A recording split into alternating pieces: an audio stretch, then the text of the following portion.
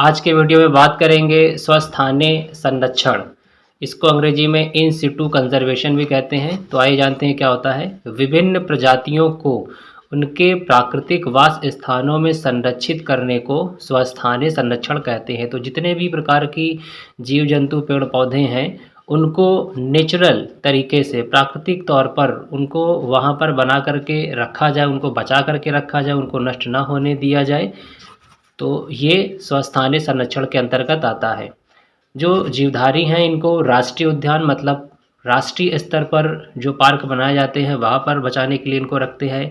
अभयारण्य ये भी एक जंगल होता है जिसमें अलग अलग तरह के अभयारण्य होते हैं। कुछ हाथी से संबंधित होते हैं, कुछ हिरन से संबंधित होते हैं।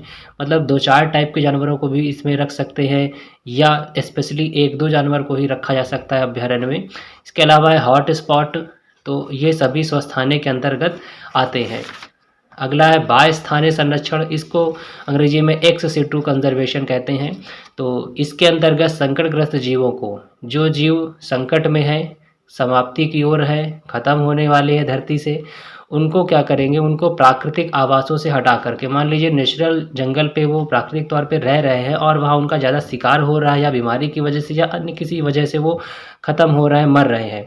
तो अब उनको बचाना ज़रूरी है वरना धरती से उनका अस्तित्व पूरी तरह से ख़त्म हो जाएगा। इसलिए उनको वहाँ से हटा करके उसके लिए स्पेशल जगह बनाई जाती है, उनके लिए एक जंगल बनाया जाता है और वहाँ पर उनको रखा जाता है।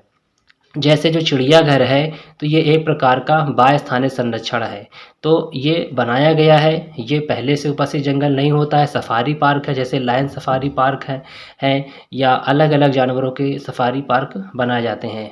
वनस्पति विज्ञान मतलब ऐसा क्षेत्र जहाँ पर हम पेड़ पौधों को बचाएं, मतलब जड़ी बूटियाँ भी जो ख़त्म हो रही हैं तो उनको भी बचाने का काम किया जा रहा है, वो सब बाह्य स्थानीय संरक्षण के अंतर्गत आता है। इन दोनों में मेन एक अंतर है कि स्वस्थानीय में जो है प्राकृतिक वास स्थान पे नेचुरल जगह पे उनको रखा जाता है, वो पहले से वहीं पे रहते हैं।